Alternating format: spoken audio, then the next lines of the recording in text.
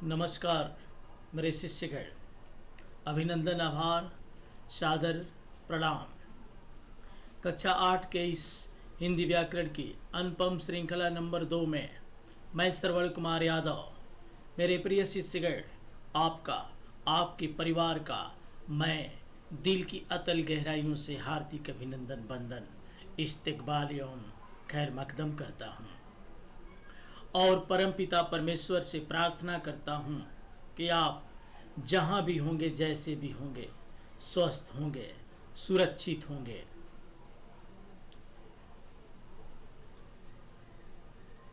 मत पूछो मेरी मंजिल कहाँ है, मत पूछो मेरी मंजिल कहाँ है, अभी तो सफ़र का इरादा किया है, नहीं हारेंगे हौसला उम्र भर, किसी और से नहीं, अपने आप से वादा किया है। तो आइए दोस्तों, अपने आप से वादा करते हुए हम चलते हैं पार्ट नंबर 2 में।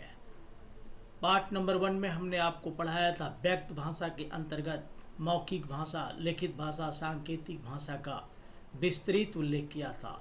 आज हम पढ़ेंगे अव्यक्त भाषा। अव्यक्त भाषा वह भाषा जिसे व्यक्त नहीं किया जा सकता, अर्थात सामान्य रूप से मानव की समझ से बाहर की भाषा, अर्थात जिस भाषा को मानव नहीं समझ सकता उसी को अव्यक्त भाषा कहते हैं। अर्थात जिसको न समझ सकता है, नहीं व्यक्त कर सकता है, वह अव्यक्त भाषा कहलाती है। जैसे पशुओं की भाषा, पशुओं की भाषा को न मानव समझ सकता है, न मानव व्यक्त कर सकता है, वो पशु ही समझते हैं। पक्षियों की भाषा न मानव समझ सकता है और न ही व्यक्त कर सकता है, ये पक्षियाँ ही समझते हैं। कीड़े मकोड़ों की भाषा, इस भाषा को भी मानव न समझ सकता है, न व्यक्त कर सकता है, इसलिए ऐसी भाषा को अव्यक्त भाषा की श्रेणी में रखा जाता है। नीचे एग्जाम्पल दिया है, यहाँ देख रहे हैं, इनका एग्जाम्पल दिया गया है। ये दो कुत्ते हैं, एक दूसरे से वार्तालाप कर रहे हैं। जब कुत्ते एक दूसरे को दोस्ती एवं प्रेम का एहसास कराते हैं तो उस समय उनकी खुद की भाषा होती है, उस भाषा को वही समझ सकते हैं, उस भाषा को मनुष्य नहीं समझ सकता।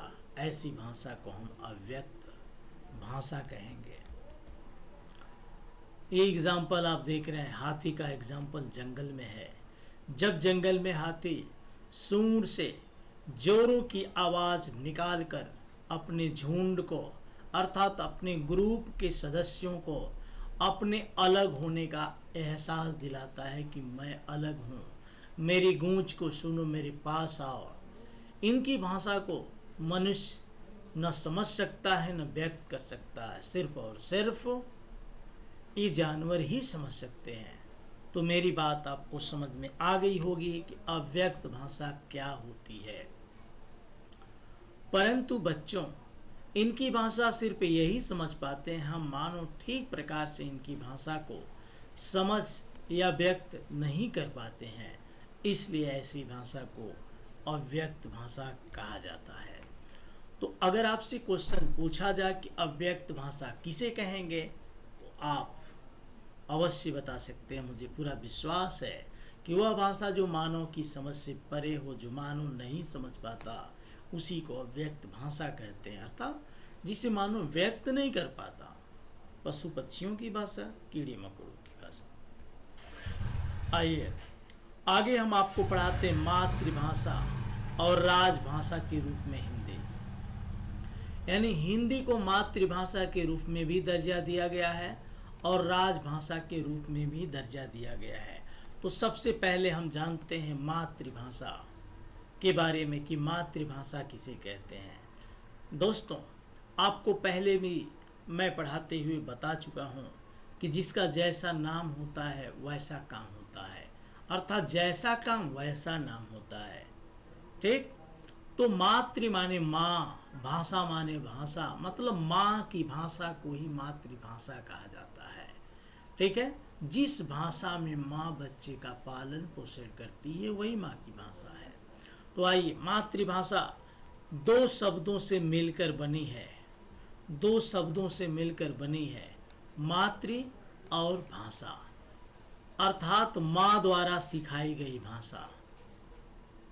माँ द्वारा सिखाई गई भाषा, यहाँ देख रहे हैं, मातृ का अर्थ हो जाएगा माँ द्वारा सिखाई गई भाषा को मातृभाषा कहते हैं।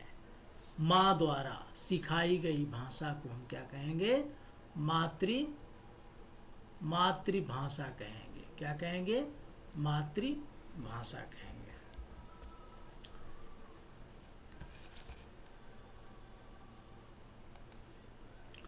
बालक जन्म लेने के पश्चात जिस भाषा से सर्वप्रथम परिचय प्राप्त करता है वह उसे उनकी माता या परिवार द्वारा सिखाई जाती है।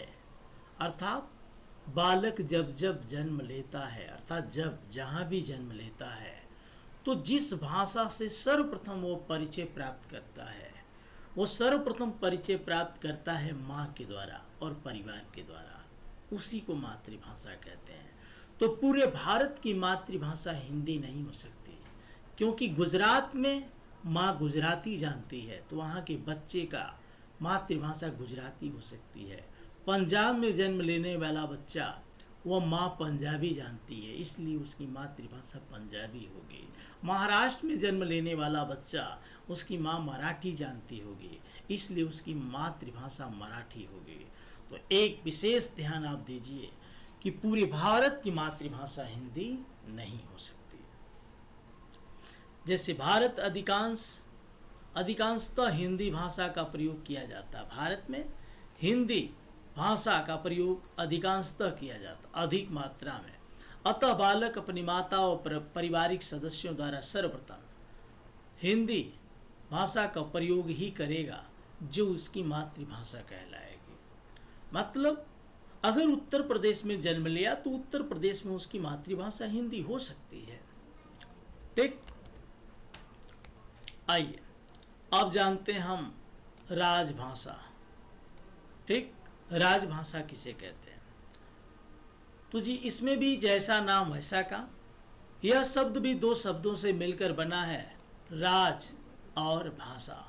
अर्थात जिस भाषा का प्रयोग राजकीय प्रशासनिक कार्यों के लिए किया जाता है, अर्थात जिस भाषा का प्रयोग प्रत्येक स्टेट, प्रत्येक राज्य, राजकीय प्रशासनिक जितने भी सरकारी कामकाज हैं, वह राज्य जिस भाषा का इस्तेमाल करेगा वह भाषा ही राजभाषा कहलाएगी। तो हर एक राज्य में अलग अलग भाषा है, अलग अलग भाषाओं में वहाँ के विभाग अलग अलग भाषा का इस्तेमाल करते हैं। हिंदी हमारे भारतवर्ष की राज्य एवं राष्ट्रभाषा है। हिंदी हमारे भारतवर्ष की राजभाषा है। मतलब हिंदी में जितने भी स्टेट हैं, जितने भी राज्य हैं, अधिकतर राज्यों में हिंदी ही राजभाषा है। इसलिए प्रतिशत के आधार पर हिंदी को राजभाषा कहा जा सकता है, लेकिन प्रत्येक राज्य में राजभाषा हिंदी नहीं है। और राष्ट्रभाषा किसे कहेंगे? जो भाषा पूरे राष्ट्र की भाषा हो। मतलब प्रतिशत के आधार पर हम देखेंगे जिस भाषा का इस्तेमाल अधिक उस राष्ट्र में ज्यादातर लोग करते हों, उसी भाषा को राष्ट्रभाषा कहेंगे। तो प्रतिशत के आधार पर देखा जाए तो अधिकतर राष्ट्रभाषा, पूरे राष्ट्र की अधिकांशतः लोग हिंदी भाषा का इस्तेमाल करते हैं, इसलिए हिंदी भाषा राष्ट्रभाषा है।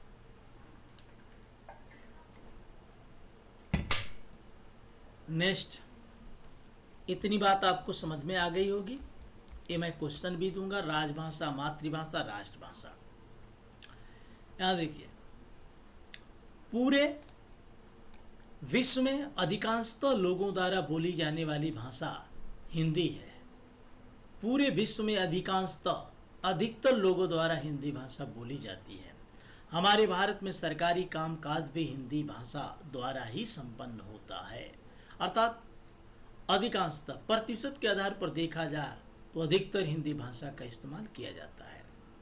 संपूर्ण विश्व में जितनी भी भाषाएं बोली जाती हैं उन भाषाओं में चीनी भाषा का प्रथम स्थान है तथा हिंदी भाषा का तृतीय स्थान है। यानी सबसे ज़्यादा भाषा कोई पूरे विश्व में बोली जाती है तो प्रथम स्थान चीनी भाषा है, क्योंकि चीन की सबसे ज़्यादा आबादी पूरे विश्व में है।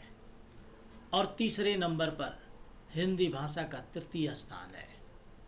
संस्कृत विश्व की सबसे प्राचीन भाषा है, यानी सबसे पुरानी भाषा है, इसलिए इसे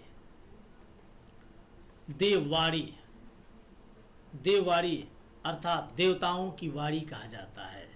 अर्थात माना गया है कि देवता इस भाषा को आसानी से समझ सकते हैं। आइए, हिंदी भाषा का उद्भव संस्कृत से ही हुआ है। यानी हिंदी भाषा अगर जन्म ली है तो किस भाषा से इसका जन्म हुआ है? संस्कृत भाषा से जन्म हुआ है। किसका? हिंदी का। इसलिए संस्कृत हिंदी भाषा की माँ है। तो हिंदी भाषा की माँ कौन है? संस्कृत भाषा है। हमारे देश में बोली जाने वाली आधुनिक भारतीय भाषाएं अग्रलिखित है। अग्रलिखित का मतलब आगे जो लिखा गया है वही है। हिंदी, उर्दू, गुजराती, मलयालम, कन्नड़, तेलुगु, तमिल, उड़िया, बंगाली, पंजाबी आदि ये हमारे भारत में आधुनिक भारतीय भाषाएं हैं जो बोली जाती हैं। हिंदी भाषा भारत देश के साथ साथ नेपाल में भी बोली जाती है, फिजी में, मॉरिशस में, पाकिस्तान में, त्रिनिदाद में, बांग्लादेश आदि देशों में प्रयोग की जाती है। तो मित्रों, आज बस इतना ही। अगला क्वेश्चन आपको मैं कुछ क्वेश्चन दे रहा हूं, उस क्वेश्चन का आंसर आपको लिखना है। सबसे पहले क्वेश्चन आपका होगा, अव्यक्त भाषा किसे कहते हैं? पहला क्वेश्चन होगा, अव्यक्त भाषा किसे कहते हैं? इस क्वेश्चन का आंसर आप अवश्य लिखकर दिखाएंगे। अगर आप लिखकर इसकी फोटो आप चेक नहीं कराएंगे, व्हाट्सएप ग्रुप में नहीं डालेंगे, तो जो बच्चे व्हाट्सएप ग्रुप में लिख करके ये फोटो डालते हैं उनका मैं नाम नोट करता हूँ, और जब क्लास ओपन होगा उस समय उन बच्चों की लिस्ट प्रिंसिपल के पास जाएगी। तो पहला क्वेश्चन, अव्यक्त भाषा किसे कहते हैं? एग्जाम्पल भी आप देंगे। दूसरा क्वेश्चन है, मातृभाषा से आप क्या समझते हैं? मातृभाषा की परिभाषा लिखना है। तीसरा क्वेश्चन, राजभाषा किसे कहते हैं? और चौथा क्वेश्चन है, राष्ट्रभाषा किसे कहते हैं? ठीक, इतने क्वेश्चन का जवाब आप अवश्य लिखेंगे। तो दोस्तों, इस वीडियो को पूरी तरह से आप देखें। एक बार जब क्लास ओपन होगा तो एक बार फिर ये पढ़ाया जाएगा। आप हमारे ज्ञान से, हमारे चैनल से जुड़े रहें। ए संत नारवट स्कूल के दिशा निर्देशानुसार यह व्याकरण की श्रृंखला शुरू की गई है। तो ये हिंदी व्याकरण की अनुपम श्रृंखला आपको कैसी लगी आप मुझे कमेंट भी कर सकते हैं। लिंक है पीएम फाउंडेशन, और हर समय हर वक्त सभी वीडियो प्राप्त करने के लिए सब्सक्राइब भी कर सकते हैं। और सब्सक्राइब के बगल में जो बेल की बटन है उस पर क्लिक करेंगे, उसमें 3 ऑप्शन आएगा, जो आल रहेगा उस आल पर जब आप क्लिक करेंगे तो सभी वीडियो जितनी भी अपलोड होगी, 9, 10, 11, 12 जो भी हो, सारी वीडियो आपको उपलब्ध होती रहेगी। लाइक भी कर सकते हैं, शेयर भी कर सकते हैं। तो हिंदी व्याकरण की अनुपम श्रृंखला में अभी बहुत कुछ बाकी है। वक्त है आपसे विदा लेने का। जय हिंद, जय भारत।